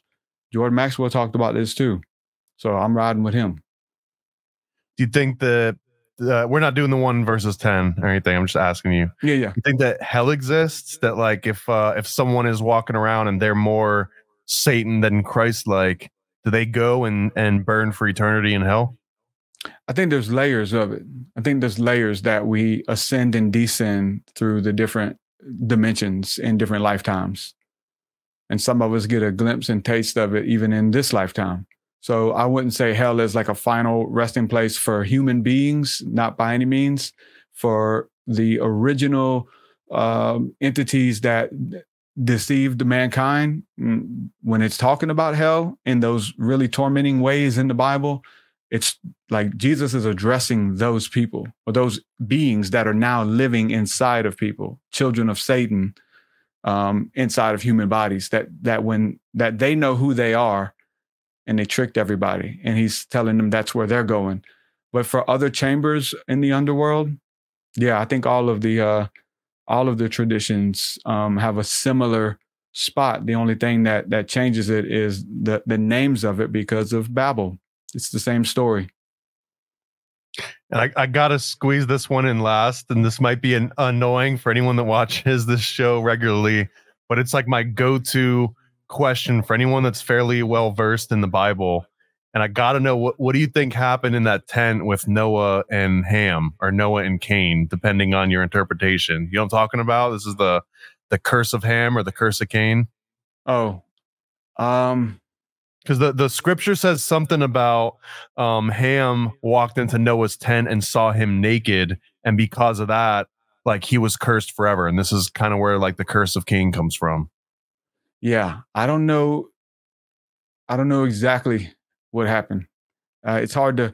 I haven't broke it down. I have been reading a lot lately about those laws of, if you look at, like in Deuteronomy, about if you see your father naked, like this is what was supposed to happen. You'd be unclean if you saw somebody naked. But as far as saying what happened, it's very hard to say. I can't even throw anything at you right now. Noah. So I'll say this, the whole, doubling down on the humans or Nephilims kind of thing. My understanding on that comes from Noah, Noah being a Nephilim, being a shiny one, being one who his eyes were glowing and his skin was different. And when he came out, his father freaked out and said, "Oh my God, it's a Nephilim." He literally said it. And they had to go to Enoch, and Enoch said, "Yeah, he is, but it's okay. God has ordained this." Because he said, "Oh, it's one of the gods have shown up through my wife." So that kind of deal. So it probably has something to do with that. Something about taking his nakedness or DNA. I'd have to look up the words, because those words, when they changed them on purpose, that we would think that, he went in and just saw him naked and like, "Oh my God, I'm cursed forever because I saw him naked." And no, that's silly. There's a reason. I love that, man. I'm adding your description on that to my list of growing versions of this, that maybe he walks in and he saw, Noah like shape-shifting or something and tried to tell someone about it, and that was the curse, or told him that he was a Nephilim, essentially. Well, that's deep, because whenever Moses came out of God's presence from down the mountain, his face was shining because he was a shiny one. His horns were glowing, his halo, that he had to cover up his face, and he couldn't let them see him. And if they would have saw his face, they would have died. Like, what is that face? Is it his light body? Jesus showed his disciples his face. It was light. He pulled his freaking skin off, bro, and showed them he was a light. He might have showed him he was a reptile. We don't know. I like this plot line, man. Telling you, man, like the words, it's the words, bro. It's the words that we think they tricked us. All you gotta do is go look at the Greek and Google those words. I tell you, I'll just because Jesus did that with his disciples at the top of Mount Transfiguration. Moses and Elijah came, and the disciples got to see him and meet with him. Like, "Oh my God, and they said, do you want us to build you a tent? Do you want us to build you one of those tents?" So now we're uncovering some stuff, because it's the same thing that happened with Noah. He walked into the tent and then he saw what was taking place. If it's anything to do with a regular tent in the New Testament and Old, those were places that you would meet with spirits, where they come to live together, where two walk in there and one walks out, because they come into this combination. Now they're living through you. Like it was used in for Greek plays It was called a scheme in Greek, and it was used in the Greek plays to somebody who was playing multiple characters in a play. So they would run off stage and hurry up and change in this little bitty tent, close it, and run out, and they were a different character. So when two of them walked in there together and one walked out, or one walked in and he's a different person and he comes out. So now we're tying into, some what spirituality or some kind of ancient magic, if you will. So it's the words that you got to break down, because and when you read it in passing, it just says a tent. And we have an idea of what a tent is because we grew up camping with our families and nothing, other stuff happened, So now you're thinking of gay stuff when you read about him going, he saw his dad naked, man. He had sex, it aroused him, and that's why he got killed. Nah, that ain't what's happening. And the concept of tent too could be translated as like a tabernacle, and the tabernacle was because like people that were religious and being persecuted, they couldn't build a church or a temple or anything because it would just get knocked down. It would be like a beacon to all the enemies. So they would have to set up these temporary tents or tabernacles to do all their worship and then bring them back down and move them around, almost like nomad style. So that's another one of the, and just what you were saying about it being all magic and doesn't have to be sexual. That's actually my favorite version of this. Maybe outside of he got caught shapeshifting, but that the idea is that Noah was magic and he knew magic. And when Ham walked into a tent and saw him quote unquote naked meaning that like he was talking directly to God or summoning magic or using magic, making himself like completely vulnerable, AKA naked. And that's what cursed Ham, was that Ham saw him performing magic, which should have been occulted. It should have been out of sight. But because he saw it and he wasn't ready to see it, that's what cursed him. Well, you got that. Or now, hey, you can't tell nobody. Nobody knows I'm a Nephilim. That's when I said I'm going to lose a lot of your audience with this. I jokingly, I've got viral memes of me jokingly sharing it in live streams. And people are mad. They're like, no, he wasn't. It meant he's an albino.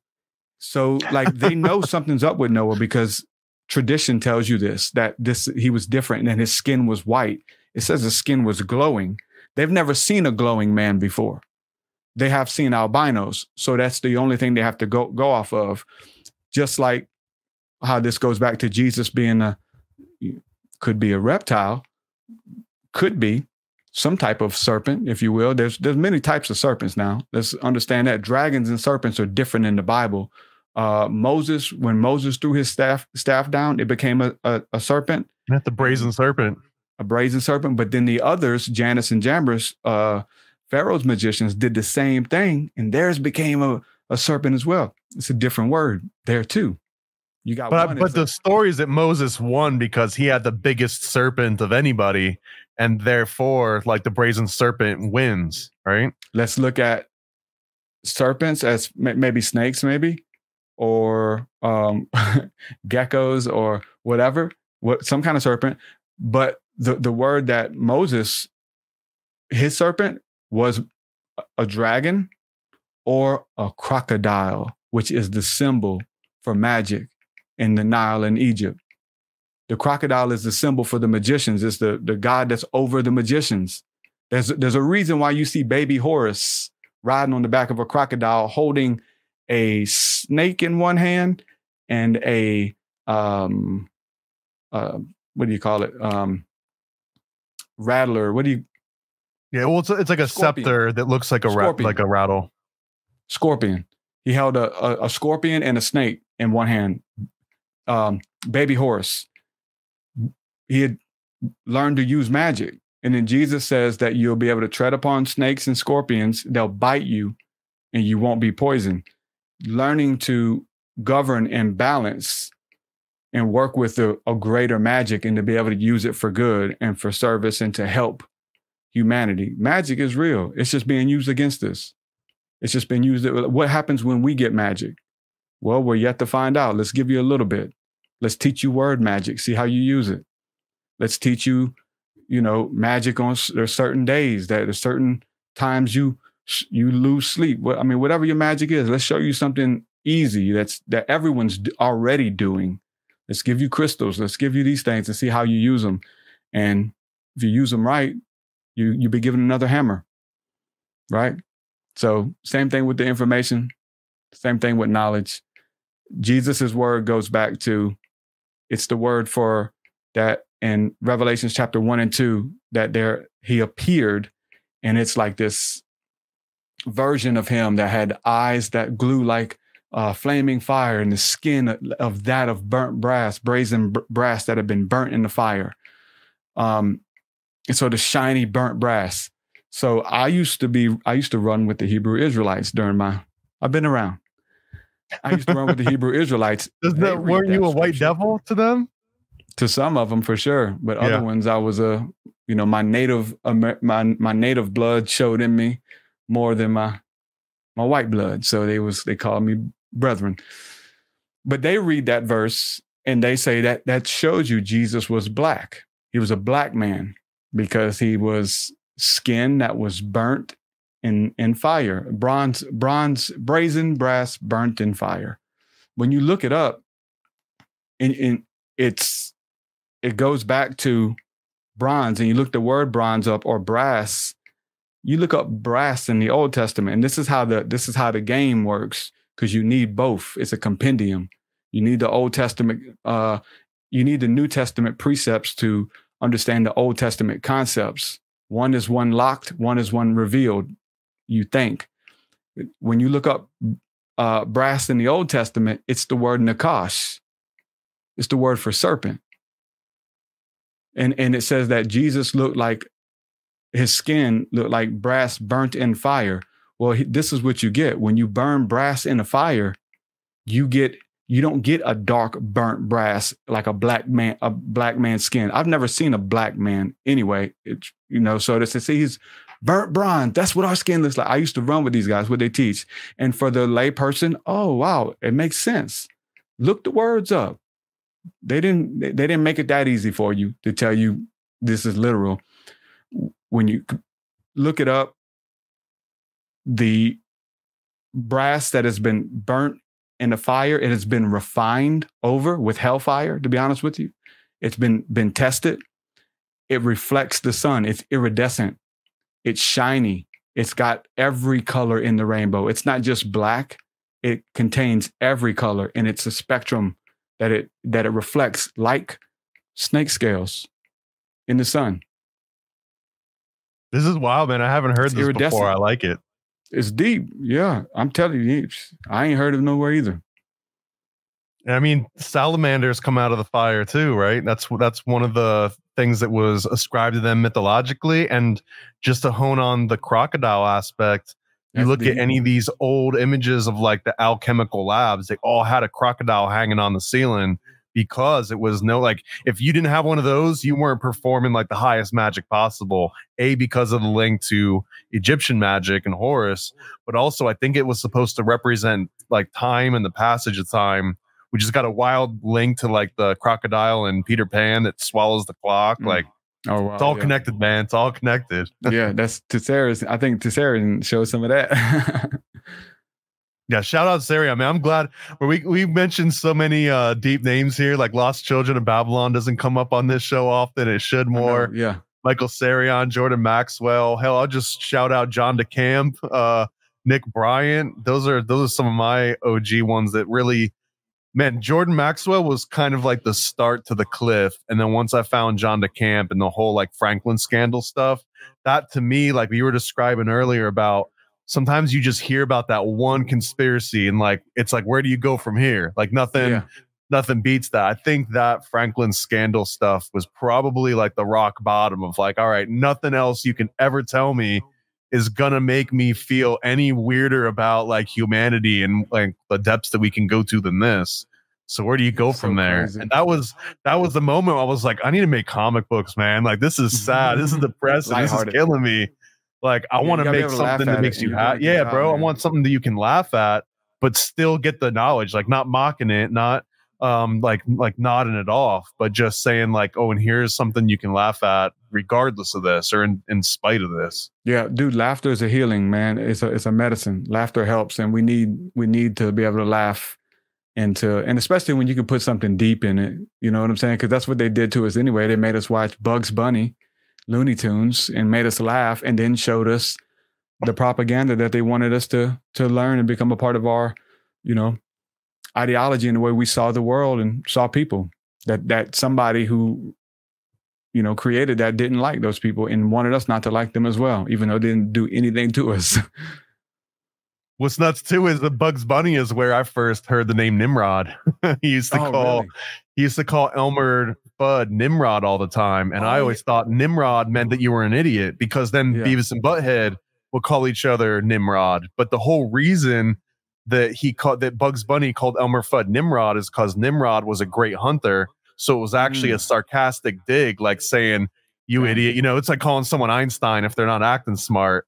But that whole, that shaped my entire, image of who Nimrod was until very recently when I found that little weave out. I always thought Nimrod meant, like a derogatory thing, but that was just the sarcasm of Bugs Bunny. Yeah. It's kind of funny because when you say that, I'm thinking nimwit or dimwit, but I guess that is the word, because I'm thinking of what helps me think of it is the Green Day album called Nimrod. Right? And it was a dude, like a Poindexter dude, was there? I mean, which is funny too, because their Nimrod, right, is wearing the dunce cap. Yeah. But the dunce I just seen all cap, that stuff come out. But bro, the dunce cap was created by a Catholic priest, I think, and the whole idea was that the shape of the dunce cap was channeling God. It was channeling knowledge. So really what you would do is you put a dunce. Yeah, it was supposed to make you smarter. So then the image of the kid with a dunce cap on, it wasn't to ridicule them and make them look stupid. It was because they were actually trying to make them smarter by summoning more knowledge from the universe into their head. But again, just like over time, that image, that silhouette of the kid with a dunce cap turns into being like a silly, dumb thing, when really it was a sacred, knowledge thing. It's just weird how everything gets inverted like that. So what you're saying is Aleister Crowley might have been on to something. I mean, I'm not saying that exactly. I think he was on something. Didn't he wear the pyramid hat? He did wear the pyramid hat, yeah. So he might have been using that the same way that the dunce cap was. Right. He got it from a Catholic priest.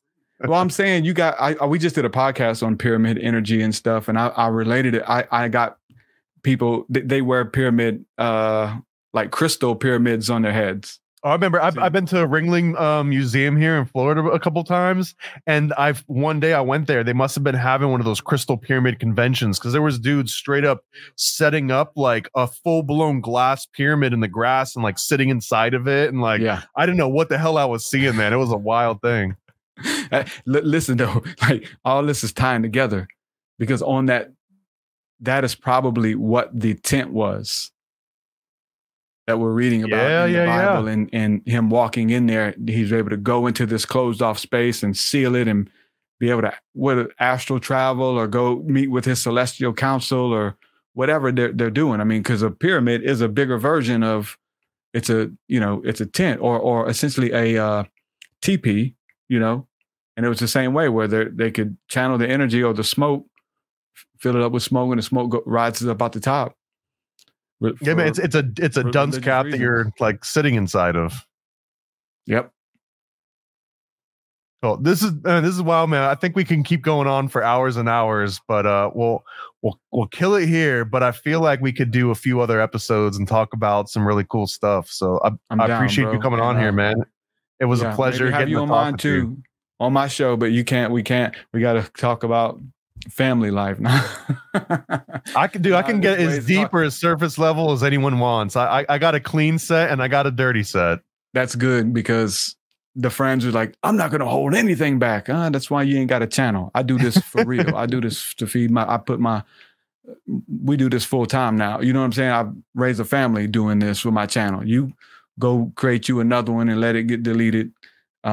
It's ways to do everything. You know what I'm saying? So you learn. And so what I'll do is I'll learn from CultDecode.com, and we'll use that. Yeah, I'll pop that up again. Use those. We'll have a conversation. And if you ever got a word that you're like, oh, there's a word missing from here, just let me know. I'll add it same day.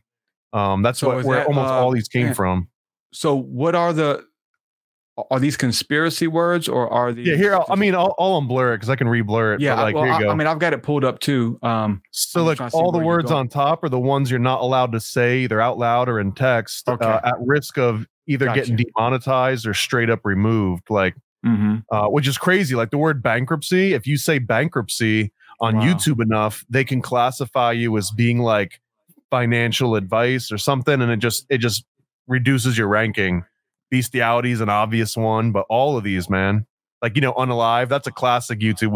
When someone says unalive, you already know, like, oh, they're getting around the YouTube censors. You know what I mean? Yeah. Yep. Until they start hitting you for saying unalive, and then what do we move to? You know what I mean? Yeah. Well, they're gonna get you for thinking eventually, right? That's what they're talking about. And I might as well pull up. This is the Tinfoil Trap website. You can see the TruthSeekah #2 up here, The Sound of Freedom. You can go and listen to it. It's got links to Spotify, SoundCloud, iTunes, YouTube, Instagram, everything. Anywhere that you can find TruthSeekah, we got the links on there, along with a whole bunch of other artists. Everyone here is someone that I either know personally or have talked to personally. Especially now, we just got a full hour and a half long interview, going on 2-hour interview with TruthSeekah. So we're officially acquainted. No, it was good. Everyone on here is worth listening to. I'm glad you hit me up. And look at that. Here we got Jordan Maxwell right here on a song called Talking to Spirits. So just sync after sync, right above the Pizzagate song. Heck yeah. So, hey, thanks again, man, for coming on. We'll link up for some additional shows. But sounds good. That was the show, man. Thank you so much. I didn't think we were going to talk about the Bible the whole time. This happens a lot. I like it. It's in a fun way, man. We talked about the occult the whole time. What do you mean? All right, I'll play us out with something that I feel is a little appropriate since we talked about it to start out. So here you go.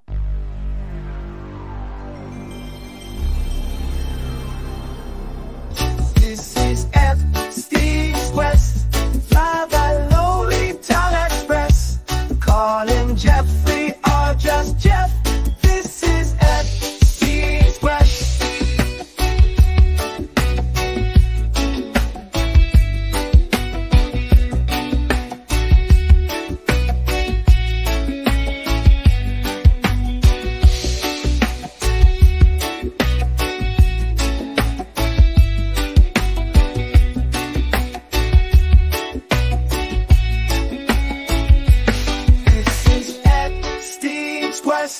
Fly the lowly town express. Calling Jeffrey or just Jeff. This is Epstein's Quest. That's right. In Epstein's Quest, you get to travel the world, see the sights, and take part in unspeakable pleasures. Blackmail your friends for fun and profit, featuring all your favorite characters of the dark underworld and beyond.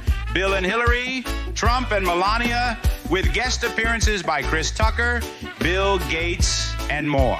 To find out, just search for Epstein's Island online and play the all-new game, Epstein's Quest, from developer Paranoid American.